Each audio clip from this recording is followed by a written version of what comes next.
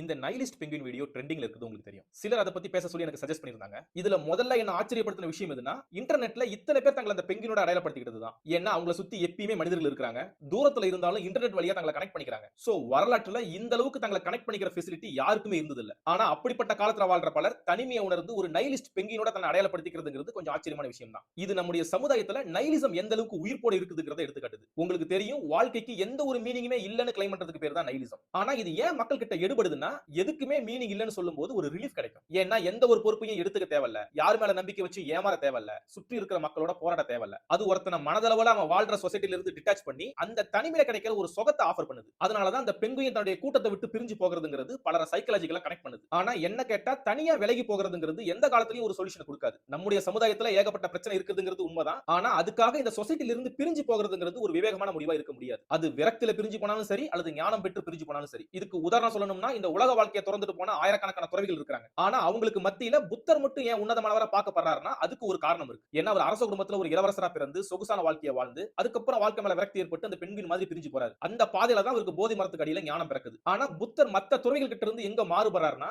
அவர் தனக்கு கிடைச்ச அந்த இன்பம் மிகுந்த ஞான நிலையிலேயே தங்கிடாம துன்பம் மிகுந்த தன்னுடைய சமுதாயத்துக்கு அவர் திரும்பி வந்தார். ஆக்சுவலி இது ஒரு மிகப்பெரிய டெம்ப்டேஷன். இந்த டெஸ்ட்ல பல துறவிகளே தோத்து போயிடுவாங்க. ஏன்னா எல்லாத்தையும் திறந்ததுக்கு அப்புறம் ஒரு மன அமைதி கிடைக்கும். ஆனா அந்த மன அமைதியை துறக்க ரெடியா இருக்கீங்களான்னு கேட்டா பலரால முடியாது. ஆனா புத்தர் அந்த என்லைட்மென்ட் ஜோனையுமே திறந்தாரு. அப்ப துறவையும் துறப்பதே உண்மையான துறவு. அததான் புத்தர் பண்ணாரு. எதுவுமே வேணாம்னு அவர் சமுதாயத்தை விட்டு விலகி போல, அதற்கு பதிலா தனக்கு கிடைச்ச அந்த ஞானத்தை இந்த கரப்டட் சொசைட்டிக்குள்ள கொண்டு வந்தாரு. சோ விலகி போகிறத விட சேர்ந்து வொர்க் பண்றது தான் சிறப்பானது. பிரிஞ்சு போறதை விட திரும்ப வர்றது தான் மேலானது. இப்ப இது ஒரு பெர்ஸ்பெக்டிவ். இதுக்கு இன்னொரு பக்கமும் இருக்கு. என்னன்னா பிரிஞ்சு போகாம கூடி வாழ்றது தான் நமக்குமே சேஃப்டி. ஏன்னா இதே பெங்குயின்ஸ் உதாரணமா எடுத்துக்கிட்டா அண்டார்டிகால குளிர்காலத்துல -40 டிகிரிக்கு கீழே டெம்பரேச்சர் குறைஞ்சிரும். அந்த நாட்கள்ல சில நேரங்கள்ல 100 கிலோமீட்டர் வேகத்துல கூட பனிக்காற்று அடிக்கும். அதுல உறைஞ்சு சாகாம இருக்கிறதுக்கு அந்த பெங்குயின்ஸ் எல்லாமே ஒரு டெக்னிக்கை ஃபாலோ பண்ணும். என்னன்னா ஆயிரக்கணக்கான பெண்குயின்கள் ஒன்னோட ஒண்ணு கட்டி பிடிச்சிக்கிட்டு கும்பலா இருக்கும். அந்த கும்பல்ல விளிம்புல இருக்கிற பெண்குயின்கள் கொஞ்சம் கொஞ்சமா மைய பகுதியை நோக்கி போய்கிட்டே இருக்கும். மையத்தில் இருக்கிற பெண்குயின்கள் கொஞ்சம் கொஞ்சமா விளிம்பு நோக்கி நகர்ந்துட்டு இருக்கும். சோ இதுங்க இப்படி டைட்டா கட்டி பிடிக்கிறதுனால உடம்புல வெப்பம் உண்டாகும். கூடவே அதுங்க உள்ள வெளியேன்னு மாறி மாறி மூவ் ஆகிறதுனால பெருசா எந்த ஒரு பெண்குயினுமே பனியால உறைஞ்சு செத்து போகாது. சோ இந்த செயலுங்கிறது அதுங்க தங்களை காப்பாத்திக்கிறதுக்காக ஒரு கம்யூனிட்டியா சேர்த்து செய்யற ஒரு மெக்கானிசம். சோ ஒரு பெண்குயின் விளிம்புல இருக்கும்போது மையத்துல இருக்கிற பெண்குயினை காப்பாத்துறதுக்காக கொஞ்ச நேரம் பனிக்காத்துல சஃபர் ஆகும். அதே பெண்குயின் மையத்துக்கு போகும்போது மற்ற பெண்குயினால காப்பாற்றப்படும். சோ அது தன்னுடைய கூட்டத்துக்காக சஃபரிங் அனுபவிக்க தயாரா இருக்கிறதுனால தான் அதனால உயிர் பிழைச்சு வாழ முடியுது. இப்ப இதே இந்த கூட்டத்துல இருந்து மட்டும் ஒரு பெண்குயின் தனியா பிரிஞ்சு போனுச்சுன்னா அதனுடைய சாவை யாராலையும் தடுக்க முடியாது. சோ இதே மாதிரி மனிதர்களாகிய நாமளுமே ஒரு சோசியல் பீயிங் தான். நாமெல்லாம் ஒண்ணா கூடி வாழ்றதுனால தான் இவ்வளவு அற்புதமான ஒரு சமுதாயத்தை கட்டி எழுப்பியிருக்கோம். இப்படிப்பட்ட இந்த சமுதாயத்து மேலே நமக்கு விரக்தி வருதுன்னா அது நம்முடைய அழிவை நாமளே தேடிக்கிறதுக்கு சமம். சோ ஃபைனலா கன்வே பண்றது என்னன்னா அந்த வீடியோல பார்த்த பெண்குயின் ஏன் அப்படி தனியா போனுச்சுன்னு யாருக்குமே தெரியாது. ஆனா ஒண்ணு மட்டும் கிளியரா தெரியும், அது போன பாதையில டெத் இருக்கு. ஆனா லைஃப்ங்கிறது அது விட்டு வந்த கூட்டத்துக்குள்ள தான் இருக்கு. சோ என்ன பொறுத்த வரைக்கும் பிரிஞ்சு போன அந்த நைலிஸ்ட் பெண்குயினை விட